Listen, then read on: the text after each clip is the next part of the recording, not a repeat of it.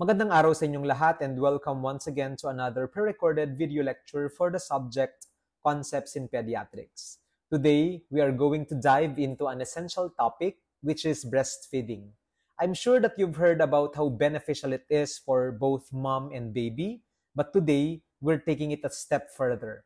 We'll talk about what you can do as healthcare professionals to support breastfeeding, the different positions that the mom can use during breastfeeding, and the legal framework that supports breastfeeding here in the Philippines. Now, bakit nga ba importanteng pag-usapan natin ang breastfeeding? It's simple. People think and believe that breastfeeding is just about feeding the baby, but it is not. In reality, it's about providing comfort, security, and the perfect blend of nutrients that no formula milk or bottle milk can ever replicate. And as nurses and midwives and future healthcare providers, we are here to help the mothers feel confident and comfortable during this process so that they can also give their baby the best start in their life. Lagi niyong tatandaan na mahirap po ang breastfeeding. It is very difficult for first-time mothers, and that is the reason why our presence as midwives and nurses should be made available so that we can guide and support them in successful breastfeeding. So please prepare your handouts and your ball pens so that we can discuss properly and you can follow along our discussion. We will break down the topic into what to do during breastfeeding, how to position the baby correctly, and we'll even look at some of the laws and policies that protect breastfeeding norms in the Philippines. And finally, we will also be discussing the difference between breast milk and formula milk, so that you can see why breast milk is still best for babies up to 2 years. Remember that when you support a mother to breastfeed, you are not just feeding a baby or giving them sustenance. Hindi lang po yun. You're also laying the foundation of lifelong health and wellness for the pediatric patients. Kaya dapat po ay pinag-aaralan natin ito ng maigi so that we can also give these babies a good head start in their journey to becoming successful and healthy individuals. So, prepare na po tayo para sa ating klase. Before we start our discussion, gusto ko lang ipakita sa inyo itong beautiful na artwork that I saw online. So, I want you to give time to analyze the picture and see the beauty and importance behind the picture that is being shown on your screen. Now, if you ask me, kung ano yung nakikita ko, it is a picture of a kid who is breastfeeding, and the image of this breastfeeding baby, as you can see, there are roots that are situated on the breast of the mother, and the leaves and branches are on the mouth of the baby. So, this symbolizes the importance of breastfeeding. The roots represent nourishment and stability, grounding the baby in essential nutrients that are provided by the mother. Meanwhile, the branches that we see on the mouth of the baby signifies growth and connection, and it also shows how the baby reaches out for the love and sustenance coming from the mother. This picture highlights the profound and crucial bond between the mother and the child, and it also emphasizes that breastfeeding is not just a physical act, but also an emotional and nurturing relationship. It reminds us that breastfeeding can play an important and vital role in the baby's health and development, and it also reinforces the idea that this intimate act is essential for both the physical nourishment and the emotional security of the baby. Now, marahil nagtataka kayo kung bakit ko isinama itong picture na to sa aking presentation today. As nurses and midwives, we play a crucial role in advocating for breastfeeding. And we can educate the parents about its benefits, provide them with support during the early days of breastfeeding, and also help them overcome any challenges that they may face while they breastfeed their young. By fostering a nurturing environment for breastfeeding in the hospital or in the clinics where we work in the future, we are able to reinforce the bond between the mother and the child, and we are also able to ensure that every baby receives the vital nourishment that they need for healthy growth and development.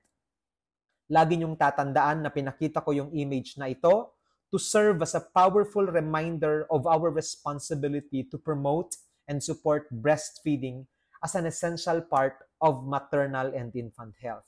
And by the end of my discussion with you, I hope to make you all breastfeeding advocates. In both nursing and midwifery, ang breastfeeding po ay napaka-importante. Breastfeeding is a critical component of newborn care and its impact on survival rates cannot be overstated. Importante po ang breastfeeding sa survival ng ating mga pasyente.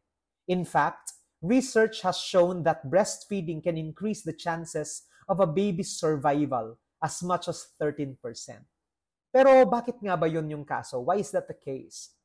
When a baby is born, their body transitions from the intrauterine environment to the extrauterine environment. So dati, sila ay nandoon lang sa loob ng matres. They are just inside the womb of the mother, protected from the outside world. But after delivery, lumalabas na po sila. They are born into this world. And this period is already what we call the transition phase. And it can be quite overwhelming for the newborn.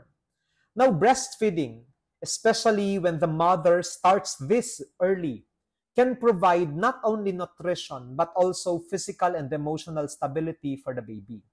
It helps in stabilizing the baby's temperature because of thermoregulation and skin-to-skin contact. It also supports the development of the newborn's immune system, and it also helps regulate the blood sugar levels of the baby. Now, sabi ko kanina, early breastfeeding and survival are connected with each other. The critical window period for breastfeeding initiation is typically within the first hour or 2 hours after birth. Yan yung lagi nyong tatandaan. Pinaka-importante po na ma-establish natin ang breastfeeding on the first 2 hours after birth. And this period is sometimes referred to as the golden hour. And it is the prime opportunity for both the mother and the baby to bond through skin-to-skin contact. Lagi niyong tatandaan that a newborn is already believed to be ready to breastfeed on the first 30 minutes. And this hunger can even extend up to the first 120 minutes after delivery. Now, early initiation is associated with a host of benefits, including reduced neonatal mortality. Anong ibig sabihin nito? When we are able to establish early initiation of breastfeeding, there is a higher chance for the baby to survive. Mababa yung tsansa na siya ay mamatay or there is a reduction of neonatal mortality. This is because of what we call colostrum, or the first milk formed or produced by the mother.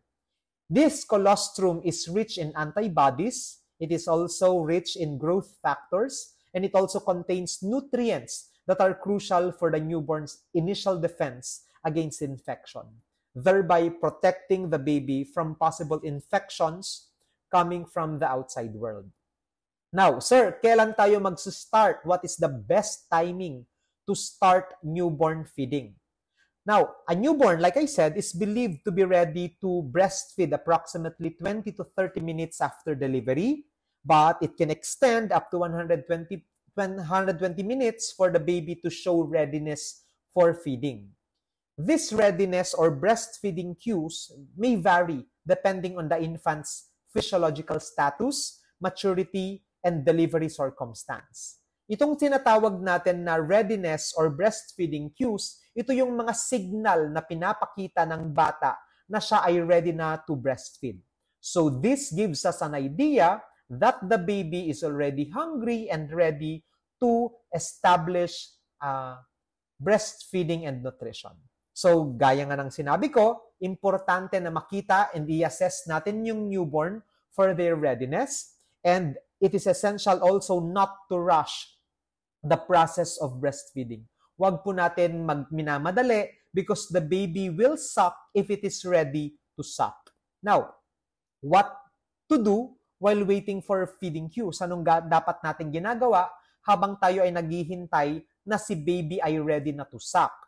So, ang gagawin natin, while we assess the newborn and while we wait for the feeding cues, we have to stabilize the newborn habang hinihintay natin po that the baby is already ready to suck. So during the period wherein the baby is newly delivered, kakapanganak pa lang ng bata, we have to observe the baby, and after that, stabilize na po natin siya by giving thermoregulation, ensuring that the baby is already breathing properly. Okay, so during this period, the newborn should be placed directly on the mother's chest. This is what we call skin-to-skin contact, as we have previously discussed. And the skin-to-skin contact not only helps in regulating the baby's body temperature, but it also promotes maternal and infant bonding. And ilalagay natin po yung bata doon sa chest ng mother, skin-to-skin contact, so that if the baby is ready to breastfeed, the baby is already near the source of nutrition, which are the breasts. Okay? So ginagawa po natin yung skin-to-skin contact, yung ating assessment for breathing, while we wait for the signs of breastfeeding readiness, or what we call breastfeeding cues. Gaya nga ng sinabi ko kanina, while waiting for the feeding cues, we healthcare providers, including midwives and nurses, should focus on assessing breathing. So immediately after birth, we ensure that the baby is already breathing normally, and that should be our top priority. So dapat i-establish po muna natin ang patent airway and that the baby is already able to ventilate its lungs before we conduct establishment of breastfeeding. A newborn's breathing pattern may be irregular at first because of the immaturity of the medulla oblongata or the breathing center, respiratory center of the brain, but it should become rhythmic within a few minutes of stabilization. So we have to watch out for signs of effective breathing such as regular chest movement. Dapat po gumagalaw, the baby's chest rises and falls during breathing. Aside from that, there should also be absence of grunting sounds. Hindi po natin gusto ang grunting. There should also be no nasal flaring or retractions because grunting, nasal flaring, and retractions, these are all signs of difficulty of breathing. So, if any of these breathing difficulties are noted, pwede ding magka-apnea yung baby, we have to refer immediately to the doctor and defer or postpone breastfeeding first. Now, aside from that, we also have to monitor the warmth of the baby. Always remember that the newborns lose their heat very rapidly because of 3 reasons. They still have immature hypothalamus, which is the thermoregulation center of the brain. They also still have less subcutaneous fats or konti lang yung kanilang taba, thereby preventing them for heat conservation. And they also have less stored brown fats, which are necessary for the production of heat. Now, aside from that, they also have a high body surface area that is relative to their weight. And since they don't yet have the ability to regulate their own temperature effectively, they are prone to having hypothermia. Kaya nga po dapat ay priority natin ang warmth sa ating newborn babies before breastfeeding. So before breastfeeding, we already have to establish thermoregulation bago natin pag-breastfeeding yung bata. Now, placing the baby on the mother's chest can help reduce heat loss through evaporation, radiation, and convection. We also have to cover the baby with a warm blanket or place a hat or a bonnet on their head and ensure the delivery room is also kept warm and with appropriate temperature. So yun yung gagawin po natin before we establish breastfeeding. So aside from that, always remember that the routine procedures that we have discussed in your EINC, like weighing the baby, taking anthropometric measurements, giving vitamin K, and other vaccines or other things performed during essential intrapartal newborn care, they should only be done after the first full breastfeeding cycle is already completed. Lagi niyong tatandaan that we only do essential intrapartal newborn care, including po yung ating weighing, anthropometric measurement, vitamin K, giving vaccines, giving ophthalmic ointment. they should only be done 90 minutes after the delivery of the baby. So, ibig sabihin, the baby should stay on the chest of the mother for 90 minutes. And during that time, we have to already establish breastfeeding first. Tapusin muna natin ang breastfeeding cycle before we perform the EINC protocols.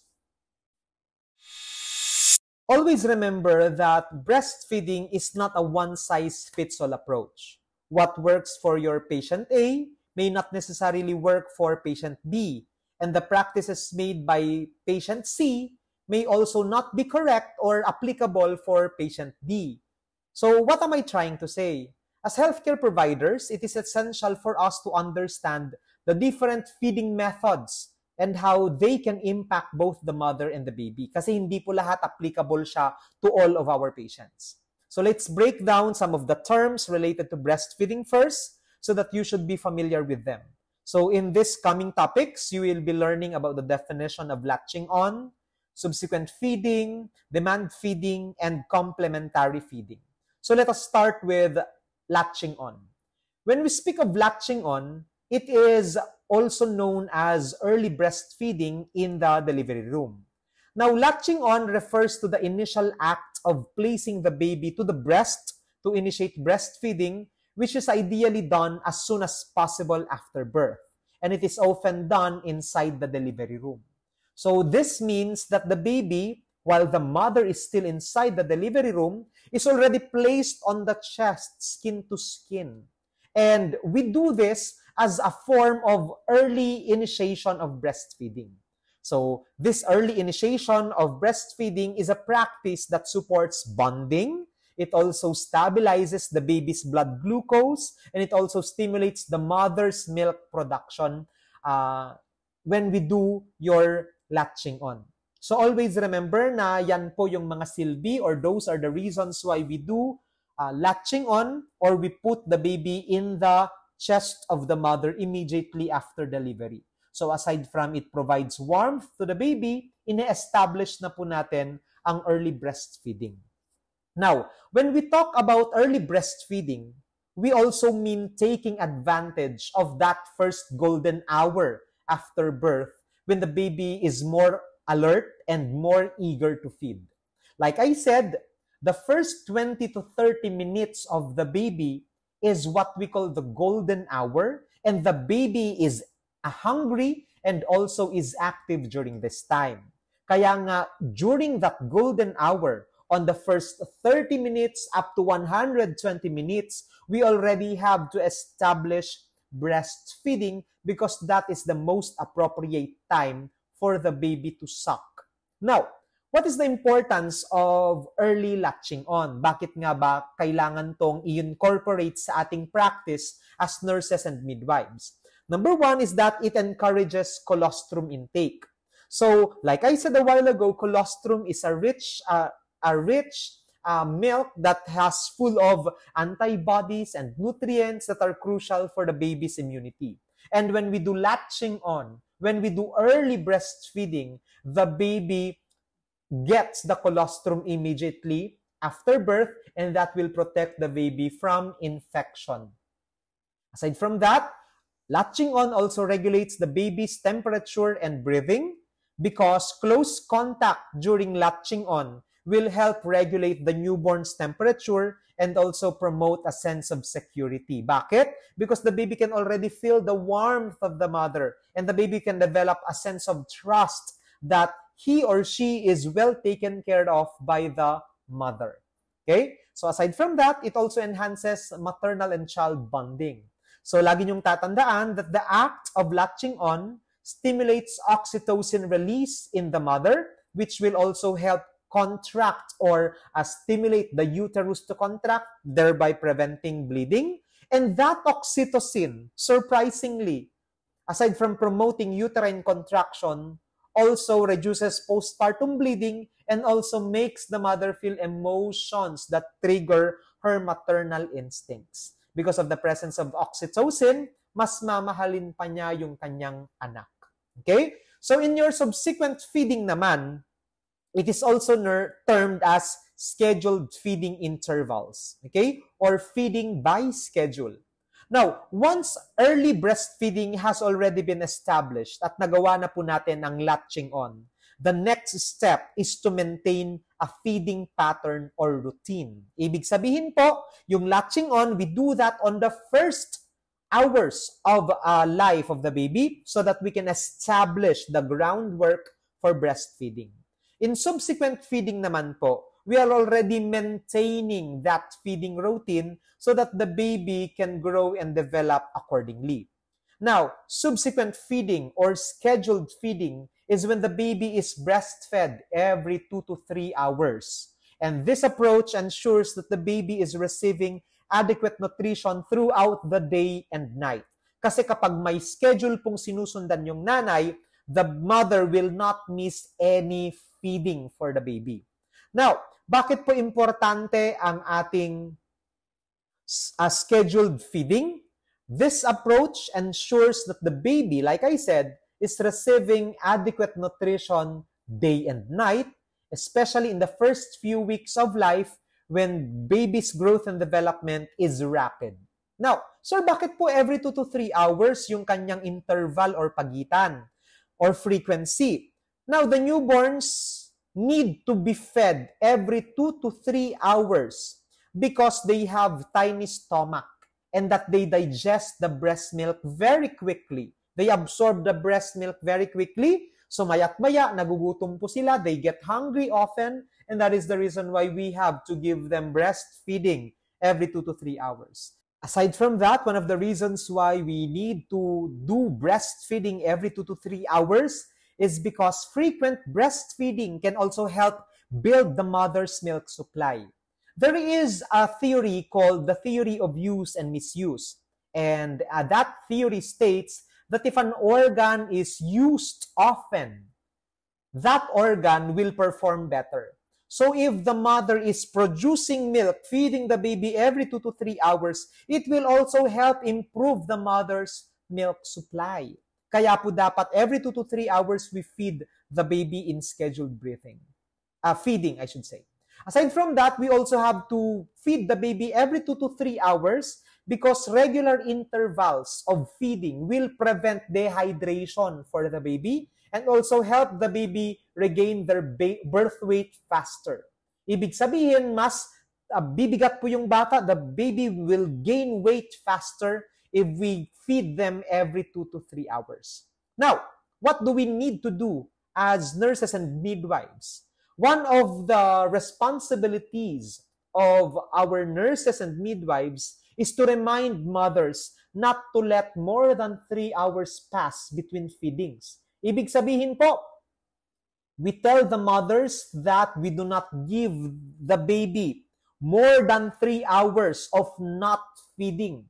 Even at night, the mothers have to wake up at night and feed the baby every 2 to 3 hours until that they have already gained their birth weight. Lagi niyong tatandaan po na kahit po tulog yung nanay, she needs to wake up in the evening and feed the baby so that we can still continue this subsequent feeding and that the mother and the baby can gain continuously the benefits of subsequent feeding or feeding by schedule.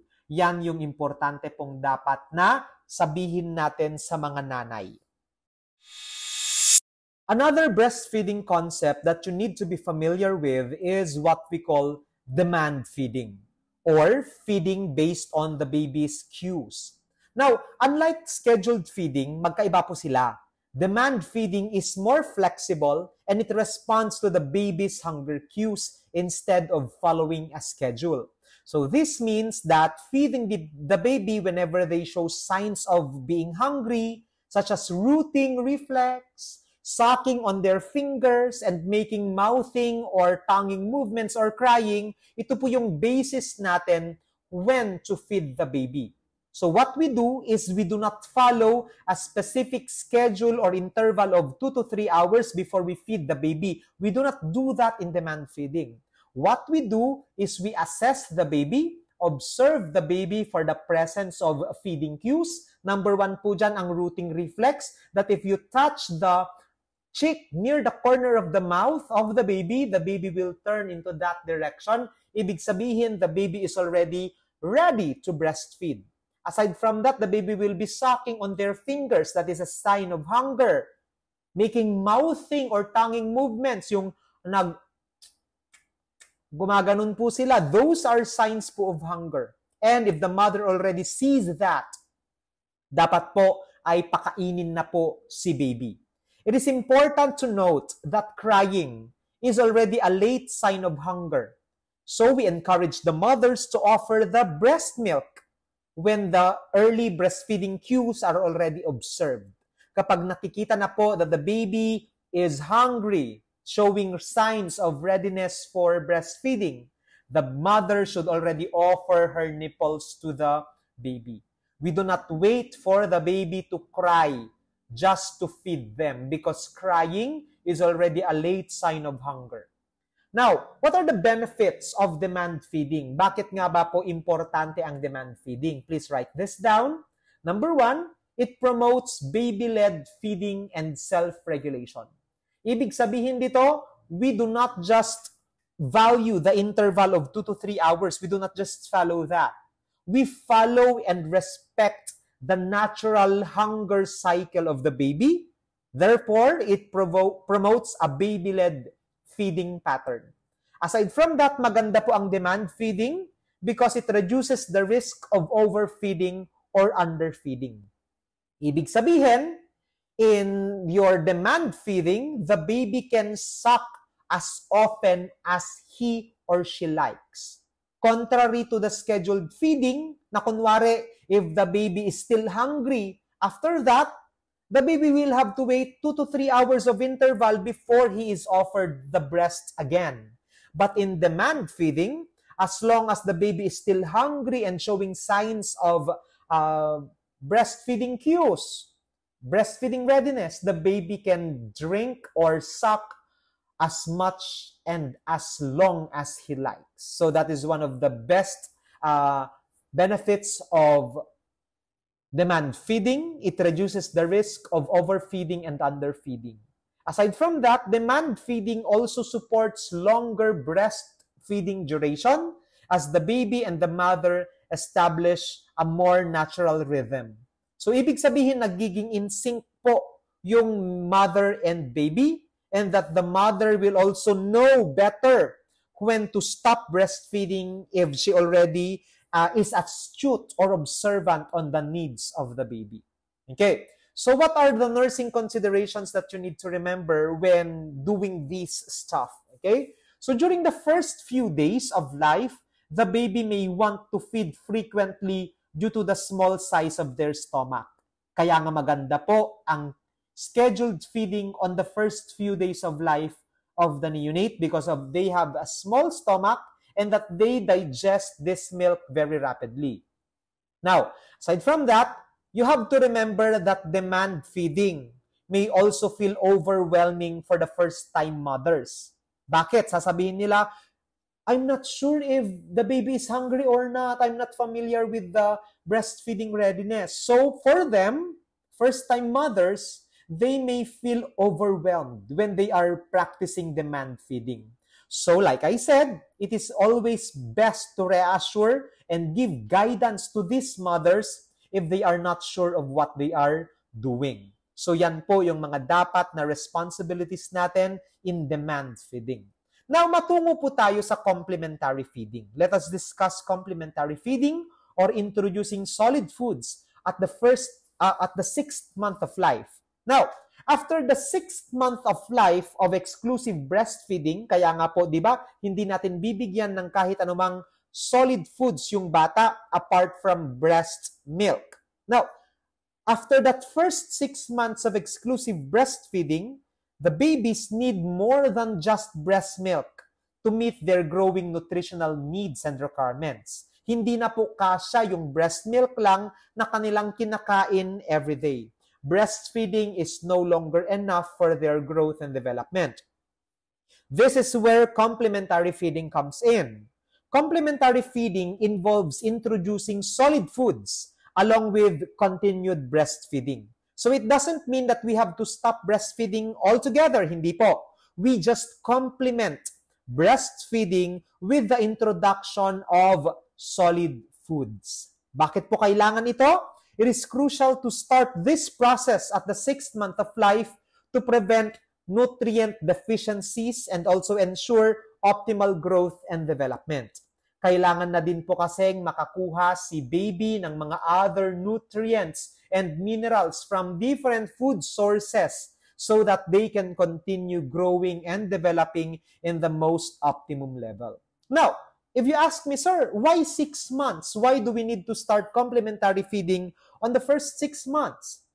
By this time po kasi, breast milk alone is no longer sufficient to meet the baby's full energy and nutrient requirement. Hindi na po kasya ang breastfeeding lang. While it continues to provide essential nutrients for the baby, there are some key minerals, some important nutrients like iron that need to be supplemented through solid foods because breast milk is deficient in iron. Wala pong iron ang breast milk. Now, bakit po kailangan natin na magbigay na ng complementary feeding or solid foods? Because of what we call iron deficiency and supplementation. Pwede po kasing magkaroon ng iron deficiency anemia yung bata if we do not give them solid foods on the 6th month of life. Now, like I said, breast milk, while it is rich in many nutrients, it is naturally low in iron. That is the reason why iron-rich complementary feeding is needed on the first 6 months. And ano yung mga ibibigay natin? We give iron-rich foods like mashed vegetables, fortified cereals, or even pureed meats. They should already be introduced to the baby to prevent iron deficiency anemia. Now, iron deficiency in infants and young children can lead to anemia, which can impact the cognitive development and even the motor development of the baby. And as nurses and midwives, it is vital to educate all our patients na mothers about the importance of starting complementary feeding and on-time feeding ng complementary or solid foods to avoid iron deficiency anemia. Now, an important tip that we should tell these mothers is that when they are introducing complementary foods, they have to start with simple, soft, and iron-rich options or meals. Hindi po agad-agad pwedeng pakainin si baby ng lechon. We cannot give the baby full meals na like a table food na kinakain po natin. Hindi po pwede. So we have to start with simple, soft, and iron-rich foods. And aside from that, we still continue breastfeeding on demand while gradually increasing the variety and quantity of solid foods. Aside from that, when they are using mashed potatoes, mashed kamote, if it is too thick for the baby to swallow, they can also pour small amounts of breast milk to dilute that concoction so that the baby can easily swallow and digest it as well. So what am I trying to say? We start giving solid foods to the baby, but we still make sure that the baby is breastfeeding because wala pa rin pong tatalo sa gatas ng nanay. Now, let us learn about the different breastfeeding cues or signs of readiness that the baby is okay to breastfeed. Ito po yung tinatawag din natin na hunger cues. Now, bakit ba kailangan nating pag-aralan ang mga hunger cues or breastfeeding cues? You have to remember that recognizing a baby's breastfeeding cues is essential for successful breastfeeding. Bakit? Because babies give early signals that they're ready to feed, and that allows us to respond before they get too hungry or upset. So bago pa lang makaiyak yung bata and crying is the late sign of hunger na, nabibigyan na natin po sila ng pagkain. Aside from that, understanding these cues can make the breastfeeding experience more comfortable and satisfying for both mother and baby. Kasi nga hindi iyak ng iyak yung baby, hindi siya nagko-cry masyado, and the mother is less stressed when the baby is not crying. So maganda po that the mother learns and knows the different breastfeeding cues. So you should teach them when you are handling these patients. Okay? So yung una po na ating breastfeeding cue or a sign that the baby is already hungry is eye movement under closed lids. Now, sometimes you may notice slight eye movements beneath the baby's eyelids even when they are drowsy, and that indicates already that they are ready to feed or sila ay nagugutom if their eyes are moving under their closed eyelids. Aside from that, a baby who is hungry also shows signs of alertness, and there are movements of arms and legs. So as the baby becomes more awake, siya po ay gising, they may start to move their arms and legs energetically, and that also may be a signal for increased hunger. Aside from that, a hungry baby also usually tosses, turns, and wiggles. So these subtle movements like squirming or turning of the head from side to side, gumaganon po yung bata, show that the baby is beginning to search for the breast already. Therefore, that is a good sign of hunger. Aside from that, if the baby is doing mouthing movements, gumaganon po, nagliliking, and nagtatanging po yung bata, ginagalaw-galaw niya po yung kanyang dila, the baby may stick out their tongue, lick their lips, and make small sucking motions, and that indicates that they are prepared to latch on or suck the breast. Aside from that po, rooting reflex, the presence of the rooting reflex, when a baby turns their head towards anything that touches near their cheek, near the corner of the mouth, it is already a classic sign that they're ready to feed. So if you touch the baby's cheeks like this, they will turn into that direction. Ibig sabihin, the baby is already hungry and ready for feeding. Aside from that, you may also notice changes in their facial expression. So you may see frowning, ganon sila, grimacing, or other facial expressions as the baby signals their growing need for food. Ibig din sabihin nito, if the baby is already showing signs of discomfort, okay, or the baby is already showing signs of facial grimace, that already means that the baby is hungry and that their hunger may already be entering the later stages. So, ibig sabihin, medyo irritable na po yung bata kapag hindi mo pa siya pinakain. Aside from that, you may also hear squeaking noises or light fuzzing. So, meron na pong mga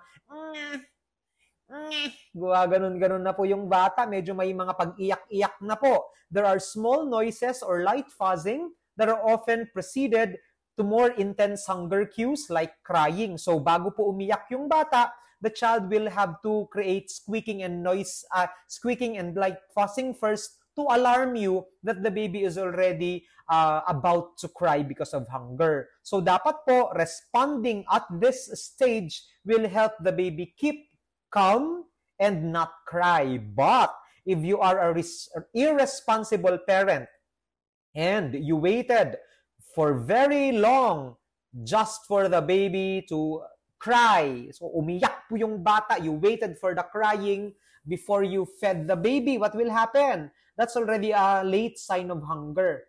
Crying is actually the last cue and can make latching on more challenging. Why? Because the baby is hungry and irritated at the same time. So pag umiiyak po yung bata, the more that the baby cries, the more it is very difficult for him to latch because he will not be able to do both things at the same time.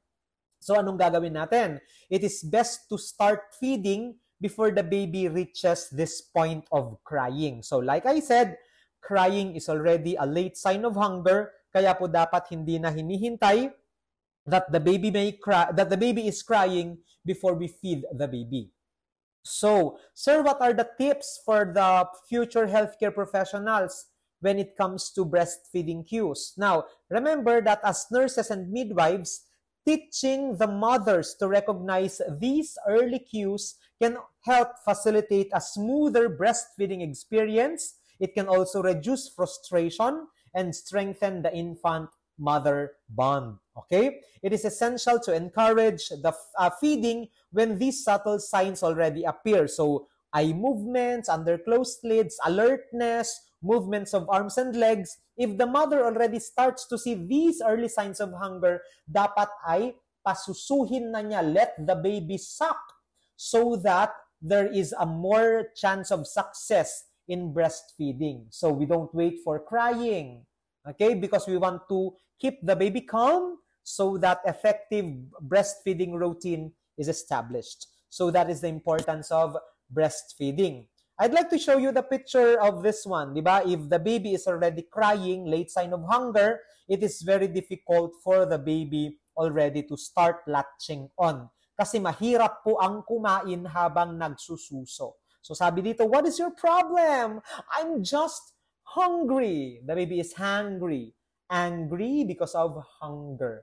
Huwag po nating hintaying umabot sa ganitong punto yung ating mga pasyente.